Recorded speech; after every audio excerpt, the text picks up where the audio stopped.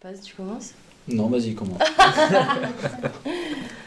Moi, je m'appelle Éline Gallard et donc j'interprète le rôle de Capucine dans la pièce. Capucine qui est la sœur jumelle de Tétard et qui est toute pleine de vie, toute pleine d'idéaux et d'ambition quant à sa vie après l'accouchement et qui va essayer justement de transmettre tout ce qu'il a fait vibrer à son frère. Voilà. Moi, je m'appelle Antonin Giton-Ovadia. Je suis l'auteur et le metteur en scène de cette pièce. Et c'est déjà beaucoup. Et voilà, et c'est moi qui dirige ces deux acteurs sur scène et comme ils m'accompagnent, qui les accompagne depuis plusieurs mois là-dessus. Du coup, moi, c'est Pierre-Antoine Zamit. J'interprète le personnage de Tétard dans la pièce. On va dire que c'est un personnage très renfermé, craintif, et qui est en décalage complet avec sa sœur. Et du coup, toute l'idée, c'est de voir comment est-ce qu'elle va arriver à le faire progresser, comment est-ce que lui, il va prendre les changements qu'elle lui impose.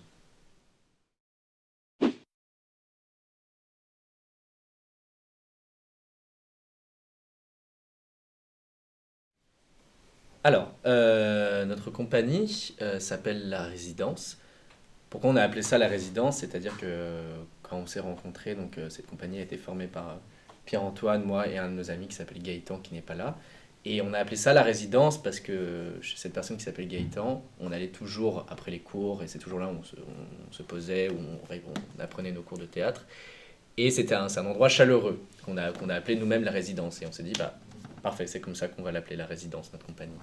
Les valeurs que défend La Résidence, ça va être du théâtre qui représente notre jeunesse, entre guillemets, qui est en train de naître et qui essaie de défendre le théâtre comme elle le peut, qui essaie de représenter notre génération avec ses malaises, avec ses joies, ses peurs, ses craintes, et qui essaie de jouer sur tous les terrains. On essaie de jouer autant sur le terrain cinématographique que théâtral, sur l'écriture aussi, on va probablement commencer à donner des cours de théâtre aussi.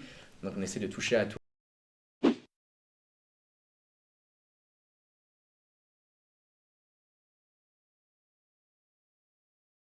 Nous sommes, c'est l'histoire de deux jumeaux dans l'utérus de leur mère, qui ont des caractères qui s'opposent complètement. Comme l'a dit Hélène, Capucine, c'est un feu d'artifice vivant, qui est folle de joie, qui a absolument envie de naître et qui ne désire que ça, qui ne jure et qui ne parle que par l'amour, qui est un peu utopiste sur le monde qui l'attend à l'extérieur parce qu'elle pense que ce qu'il y a dans le ventre de sa mère, c'est exactement la même chose dehors.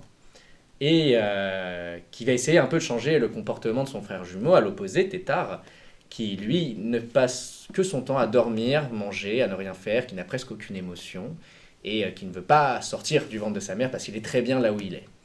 Et un jour où Capucine entend leur prénom, et que Tétard veut le savoir, elle lui dit: je ne te dirai ton nom que quand tu te seras un peu bougé.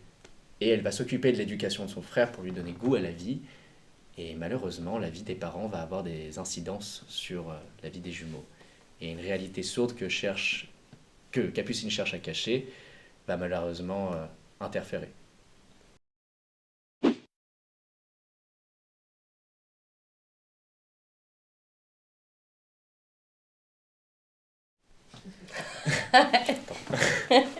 Alors, pourquoi il faut venir voir Nous sommes? Parce que Nous sommes, c'est une écriture contemporaine, et que Nous sommes, ça parle un peu des malaises actuels, mais à travers l'innocence de deux enfants qui sont encore dans le ventre de leur mère et qui ne font que émettre des suppositions sur ce qu'il y a après. Ils ne savent pas vraiment. Et pourtant, à travers les discussions qui paraissent bénignes, ils critiquent un peu la société autour d'eux. Ça parle, exemple, des violences conjugales. Ça va aussi parler du genre, qui est un sujet très actuel en ce moment, surtout pour notre génération qui se bat beaucoup là-dessus et qui se bat pour ça, justement. Ça parle aussi de la place du rêve. Quelle est la place qu'on laisse au rêve aujourd'hui dans notre monde? Déjà, on dort de moins en moins, on arrive à avoir de moins en moins de temps pour soi. Et ça parle aussi de l'éducation. Quelle éducation faut donner à un enfant aujourd'hui? Est-ce qu'il faut le remplir de rêves pour le laisser affronter une réalité qui est beaucoup moins sympathique, ou le confronter tout de suite à cette réalité pour qu'il puisse encaisser plus facilement après? Voilà. Mais c'est ça, il faut savoir que donc, dans la compagnie La Résidence, on valorise un travail de différents artistes. Ouais. L'illustration a été faite par une illustratrice, les costumes sont faits par quelqu'un qui travaille dans la mode, la musique est faite par un ancien des mêmes cours que nous qui était spécialisé dans la musique. On a essayé de tout faire maison et de tout produire nous-mêmes, de ne pas piocher dans ce qui a déjà été fait.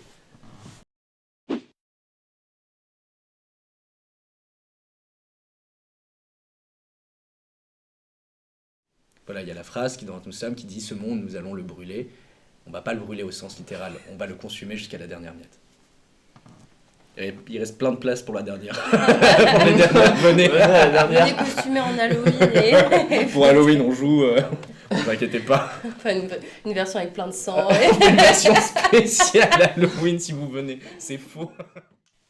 On joue les 10, 17, 24 et 31 octobre à 20h30 au Théâtre du Temps. 9 rue Morvan, 11e arrondissement. Pareil, cligne de l'œil.